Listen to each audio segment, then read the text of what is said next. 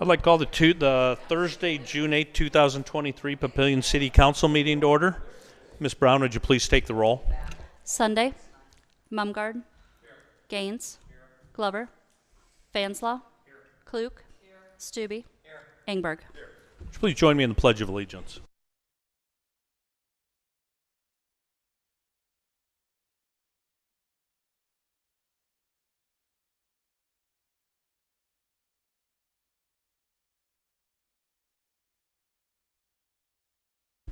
Thank you. And do we have an affidavit of publication on file? We do. And a current copy of the Open Meetings Act is posted in back of the council chambers.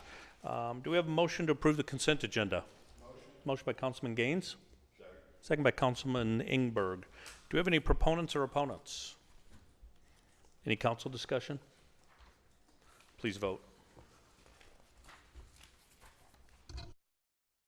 6 yeas, 0 nays. Motion passes. Next is item C1, Ordinance 1998, an ordinance to annex certain real estate to the city of Papillion, Nebraska, and to provide for an effective date. It's the 2023 Annexation number 3. Is there a motion to approve Ordinance 1998? Motion by Councilman Fanslow, second by Councilman Mumgard. Council discussion. I'll just make two quick comments. Some people may wonder why we're having a special meeting on a Thursday for the third hearing. It's not unusual. I think probably about every other annexation we have some special meetings. There's some very specific state deadlines that need to be met. And so to hit that calendar is why we're having the third one on this one. And then the only other thing on the staff report on Track C, on the first two, on Track A and B, it mentions that the city anticipates revenue from property taxes and sales tax. On Track C, it does not say sales tax, but actually Track C is the residential, and that's where a lot of the sales tax comes from because of the online sales tax that was implemented about 3 or 4 years ago, just before we did the Eagles annexation. And because the state does not share what the sales tax numbers are, the details behind it, we don't take the sales tax into account in the analysis. And so when the committee was looking at financially, does it make sense? The online sales tax was not part of that equation, but we will get that online sales tax. So just a small point of clarification. Mr. Mumgard? I just wanted to follow up on what you're talking about with Track C, the Walnut Creek Hills and Walnut Creek Hills South.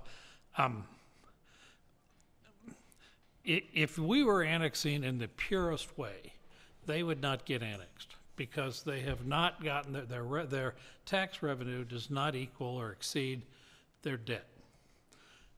On the other hand, we're coupling them with the other two, which are just the reverse.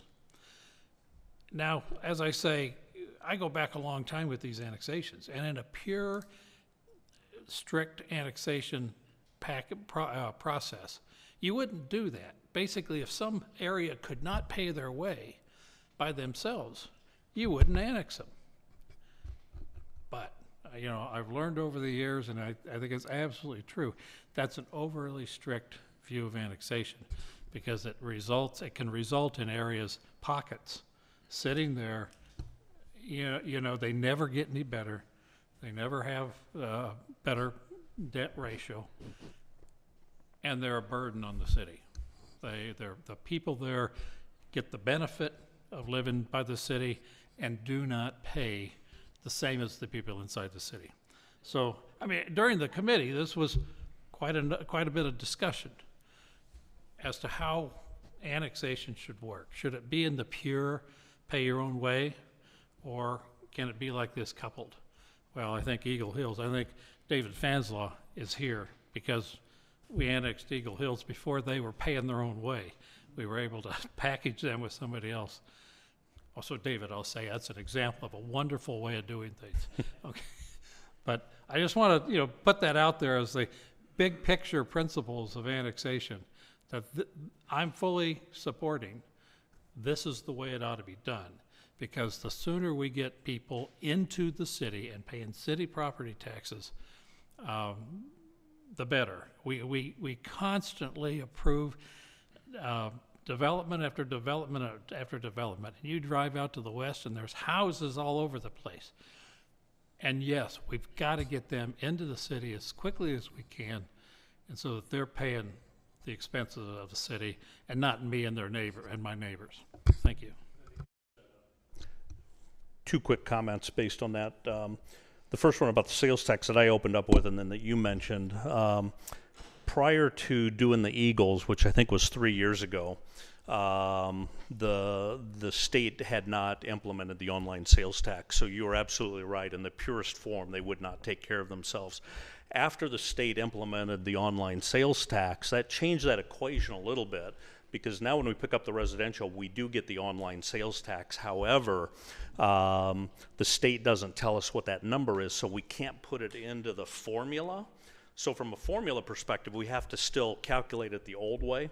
And so the ones that are on the borderline may not look like they're going to pay their own way, but if you could put the online sales tax in there, they actually would. And so that's why if they're close, in my mind, then it's hard to determine what close means, but I think in the new method, if they're close, they probably make sense because of the online sales tax.